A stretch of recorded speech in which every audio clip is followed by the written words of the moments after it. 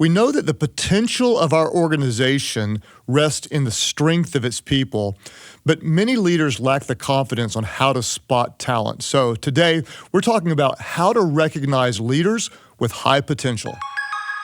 This is the Craig Groeschel Leadership Podcast. Welcome to another episode of the Craig Groeschel Leadership Podcast. We are very passionate about building great leaders because we know that when the leader gets better, everyone gets better.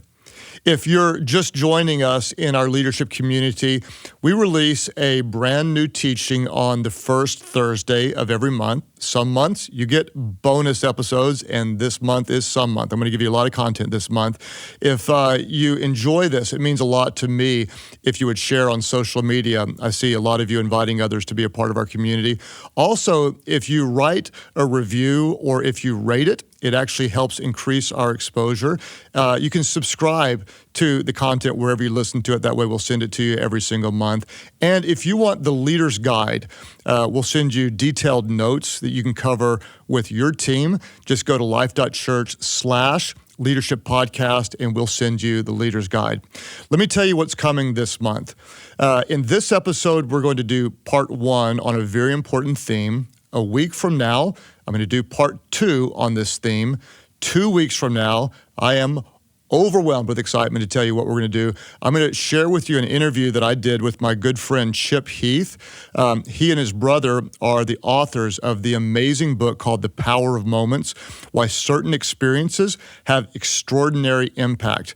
This book ranks in the top 3 of my favorite books that I've listened to over the past several years.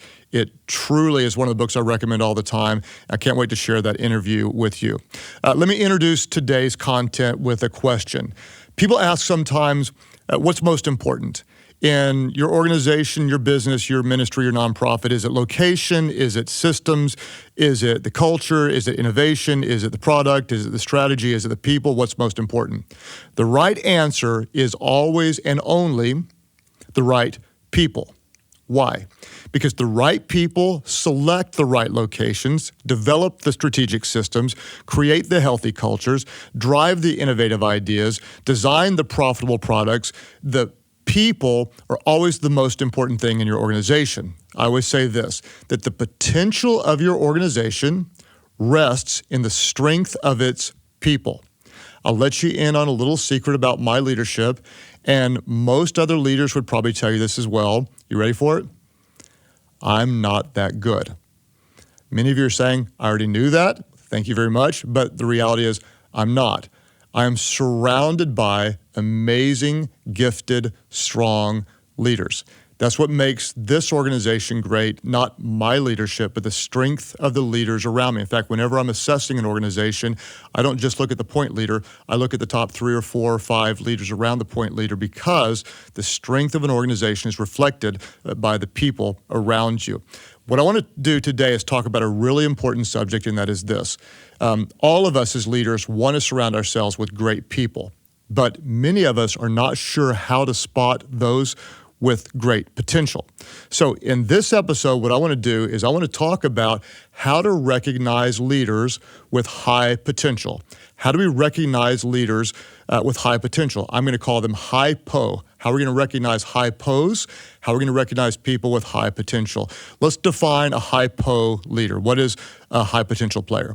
A high-potential player is one possessing the capacity, character, and drive to become a future catalytic leader. A high-potential player is one possessing the capacity, the character, and the drive to become a future catalytic leader. They are all around you if you have eyes to see them. The problem is so many leaders don't see the potential in the people around them. You know it. If you've been a leader long enough, you've been in an interview with someone who looked amazing. They had the resume, they had the recommendations, they had the charisma. They turned out to be a dud. Then there's this other person you interviewed and you thought, this might be a risk. I'm not really sure. They're inexperienced, but I see something there. And one day that person who felt like a risk is completely crushing it. What you recognized was even though there was a risk, there was also potential, and that potential grew into something really, really special. How do you recognize those with high potential? The good news is, and I want to encourage you, it's very likely that there are high potential players near you, in your organization or close by. The bad news is, if you don't spot them, you will not keep them. This is one of your most important roles as a leader. You want to identify those with high potential, you want to develop them, you want to release them, and you want to move out of their way. Let's talk today about 4 surprising principles of high-pos.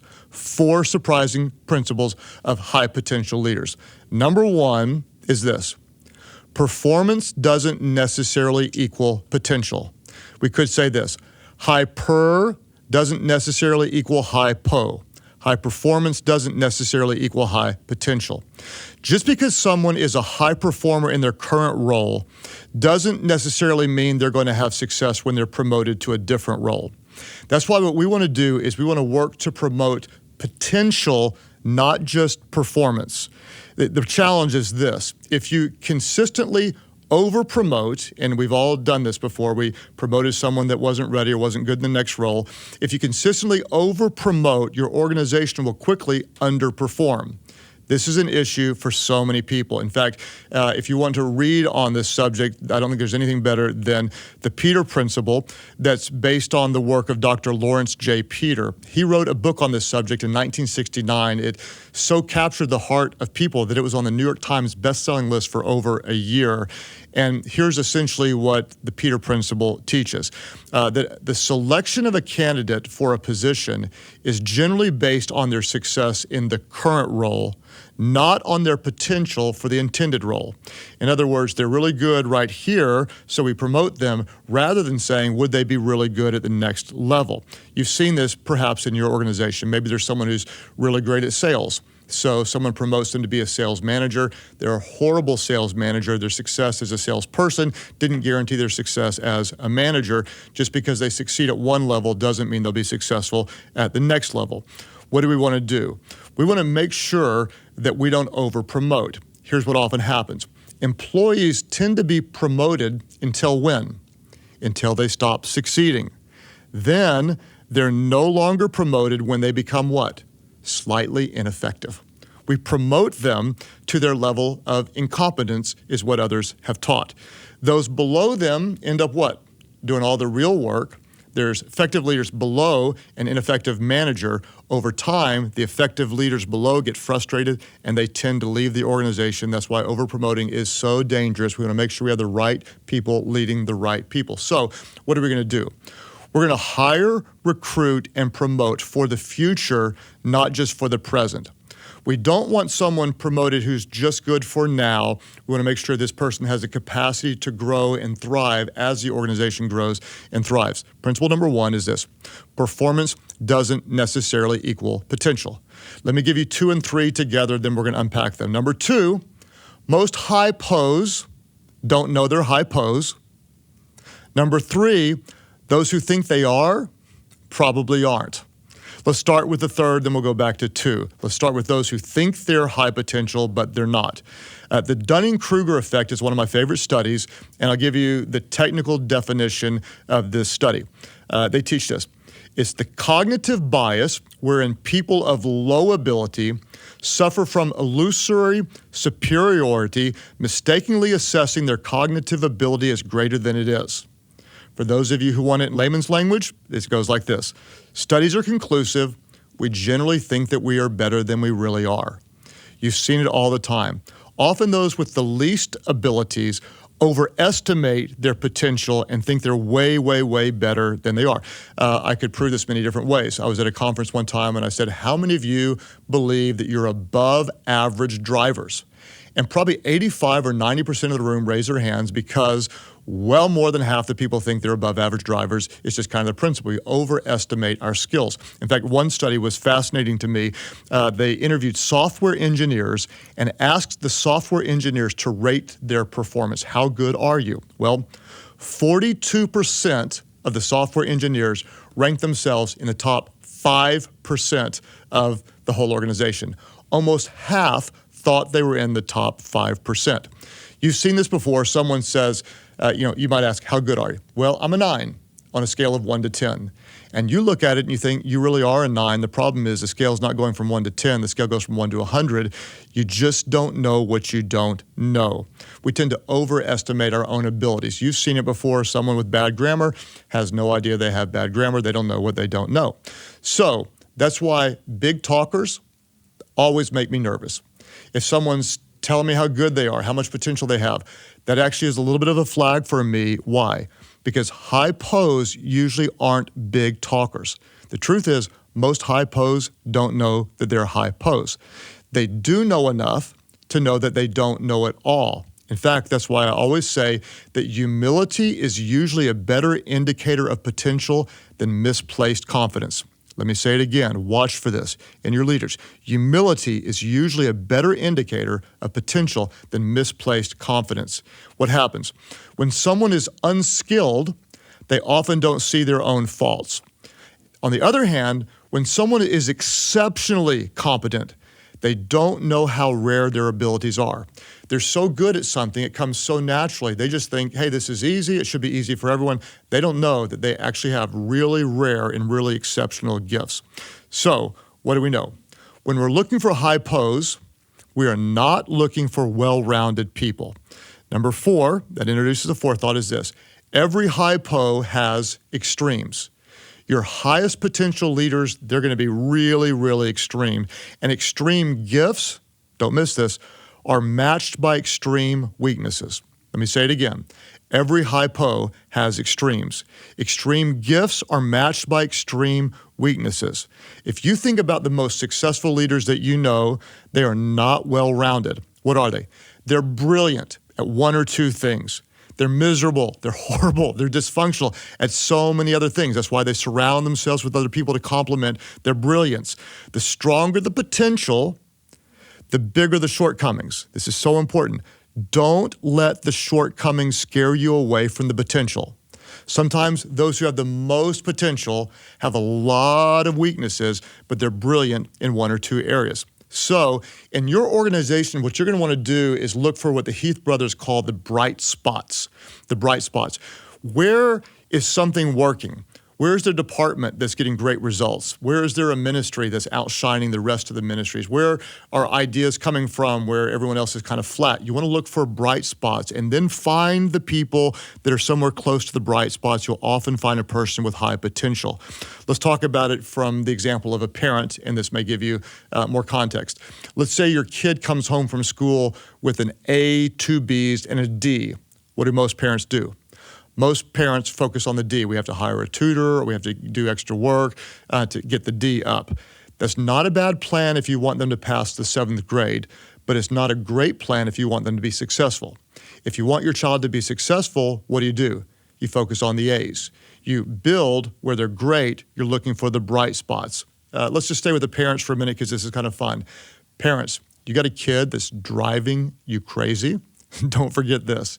Your child's greatest potential is often buried in its most frustrating extremes. Wherever they drive you crazy, that immature and underdeveloped extreme, it gives you nightmares. But watch this. Mature and developed extremes change the world. We're not looking for well-rounded. We're looking for brilliance in a few areas. What do many leaders do? Many leaders, they're searching for the right product, the right strategy, the right program. Not you. You're smarter than that. You're obsessed with finding and developing the right people because the potential of your organization rests in the strength of its people. Let's review and then we'll deal with questions. 4 surprising principles of high-pos, high potential leaders. Number 1, performance doesn't necessarily equal potential. Just because someone is a high performer in their current role doesn't mean they'll have success when promoted. We want to work to promote potential, not just performance. Why? If you consistently over-promote, your organization will quickly underperform. So what are we going to do? We're going to hire, recruit, and promote for the future, not just for the present. We don't want someone who's just good for now. We also want someone who's good for later. Number 2 and 3, most high-pos don't know they're high-pos, and those who think they are probably aren't. Let's start with those who think they are, but aren't. Studies are conclusive. We tend to think that we are way better than we really are. We don't know what we don't know. We tend to overestimate our own abilities. That's why high-pos usually aren't big talkers. They don't know that they're high-potential players. Humility, therefore, is usually a better indicator of potential than misplaced confidence. When someone is unskilled, they don't see their own faults. But when someone is exceptionally competent, they don't know how rare that their abilities really are.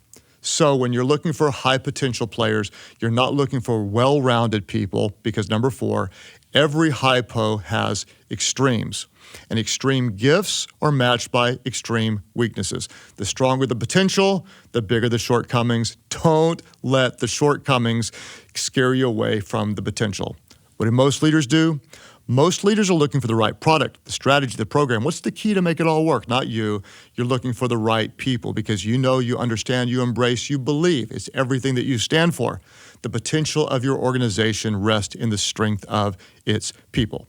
Let's ask some questions and dive in for reflection. This is really important. This is where the rubber meets the road. Question number 1, 2, and 3, then we're going to unpack them. Number 1, name the players on your team or your volunteers or your staff that you think have untapped potential. Name the players on your team that you think have untapped potential. Number 2, why do you think they do?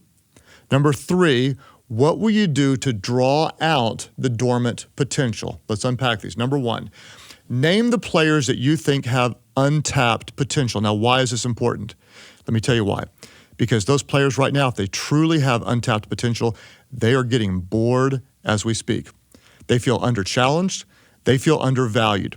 When a high-potential player feels underutilized, they're going to start looking for somewhere else to make a difference. Or if you just cage them, they'll break out of that cage. They'll find somewhere else to fly. You're not just holding them back, and I want you to hear this. If you're undervaluing those with high potential, you're not just holding them back, you're holding back your organization. You eventually become the problem, and you want to give them a chance to shine. Question number 2, this is important. Why do you think they have potential? What you want to do is you want to dig in and you want to get a deeper understanding. You want language and texture around why you feel like they have potential. What you're doing is you're training yourself. You're looking for patterns. You're trying to get a vocabulary or a mindset or reasons why and train yourself to see what others overlook. Spotting talent is a skill that can be developed. If you follow sports, there are great recruiters that'll go into high school or college and they'll see potential in players that others overlook. What you want to do is you want to train yourself as to why. Why? What's inside of them that could make them potentially great? When you become more clear on the why, with this leader, then you'll hone your abilities to recognize why with other leaders. Why do you see potential? That helps train you as much as it does raise them up. And then number 3, what will you do to draw out the dormant potential? What will you do to give them opportunities? Because if you don't recognize them and empower them, you will not keep them. What you want to do is you want to work to give them more authority. We've talked about this principle before, but I want to do it again. You're not just giving them tasks. What you're doing is you're giving them authority. You're not just giving them something to do, you're giving them something to decide. If you give them tasks, you're going to raise up followers. You're going to raise up people who do what they're told. If, on the other hand, you give them authority, you're going to see what's inside of them and you're going to raise up leaders. Not just tasks to do, but decisions to decide, things to create. You're giving them authority. I want to remind you what's coming this month. A week from now, we're going to do part 2, and what we're going to talk about then is the 4 keys to spot talent that others miss. What specifically are you looking for? We're talking about why there's something in them. How do we spot them? 2 weeks from today, we've got the Chip Heath interview on the power of moments. This will speak to you as a parent, as a spouse, as a friend, as a business owner, as an entrepreneur, as a leader. I promise you. I want to tell you thank you for being a part of our leadership community. Again, if this is helpful, please share it on social media. Rate it, review it, subscribe to it. And then leaders, let me talk to you for a second. You know what's coming if you've been here before. You feel pressure. You got a lot of decisions to make. You want to live up to what everyone else wants. Don't conform. Be yourself. Why? You don't have to get it perfect. People would rather follow a leader who's always real than one who's always right. Thank you for joining us at the Craig Groeschel Leadership Podcast. If you're enjoying learning from this podcast, make sure to subscribe, rate and review on iTunes, and share with your friends on social media. In addition, you can find the Leader Guide at Life.Church/Leadership Podcast, where you can find the summary of this episode, discussion questions, and notes for you and your team to go over. Once again, thank you for joining us at the Craig Groeschel Leadership Podcast.